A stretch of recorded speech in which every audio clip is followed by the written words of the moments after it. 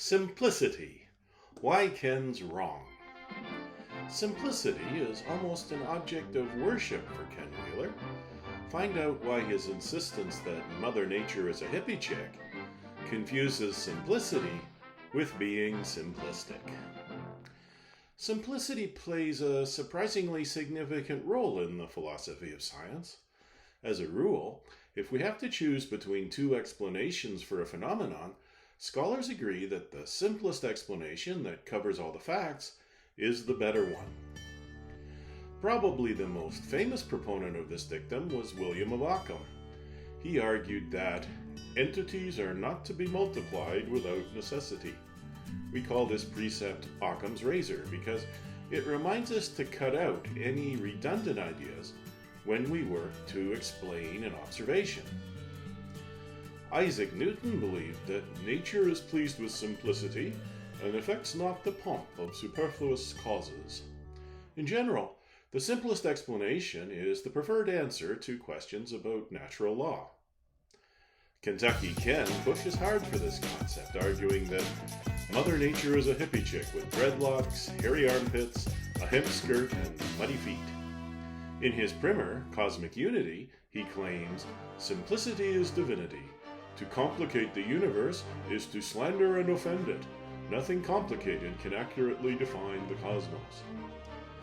The Angry Photographer subscribes to the principle of oneness, the view that everything in the universe is ultimately a single entity. There may be many emanations from the one, but in essence, they're all mere modalities of one unified cosmos. Most philosophers have rejected the idea of oneness over the centuries. Aristotle was a pluralist rather than a monist, denying that there's any higher category or unity beyond things like substance and quantity and quality, or, as Bertrand Russell put it, I share the common sense belief that there are many separate things. I do not regard the apparent multiplicity of the world as consisting merely in phases and unreal divisions of a single indivisible reality.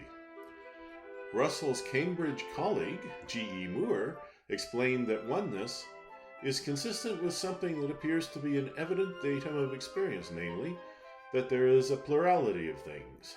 So, as on other subjects, the YouTuber behind Theoria Apophasis is right about simplicity, but for the wrong reasons.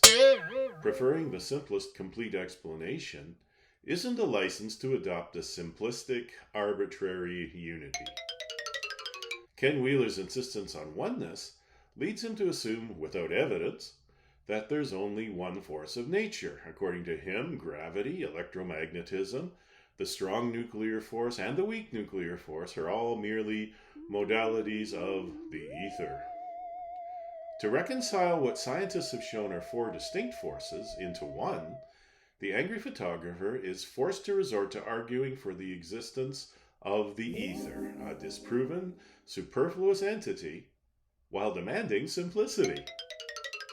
As we've explained in detail under field theory, Why Ken's Wrong, Michelson and Morley found that the luminiferous ether does not exist in 1887. Charles Proteus Steinmetz, who Kentucky Ken calls one of the gods of field theory, called the ether hypothesis a mistake.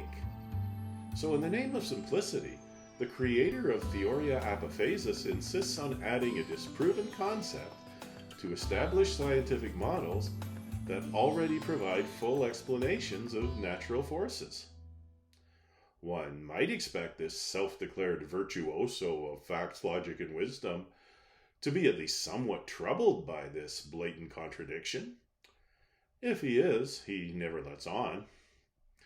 On one level, we have to admire Ken Wheeler. It takes hubris to argue for the existence of a disproven entity in the name of simplicity. As the old saying goes, his mind is made up, don't confuse him with facts. Philosopher Alan Baker explains how Einstein correctly applied the simplicity principle to address Michelson and Morley's findings. Einstein's development of special relativity and its impact on the hypothesis of the existence of the electromagnetic ether is one of the episodes most often cited by both philosophers and scientists as an example of Occam's razor in action. The ether is by hypothesis a fixed medium and reference frame for the propagation of light and other electromagnetic waves. The special theory of relativity includes the radical postulate that the speed of a light ray through a vacuum is constant relative to an observer, no matter what the state of motion of the observer.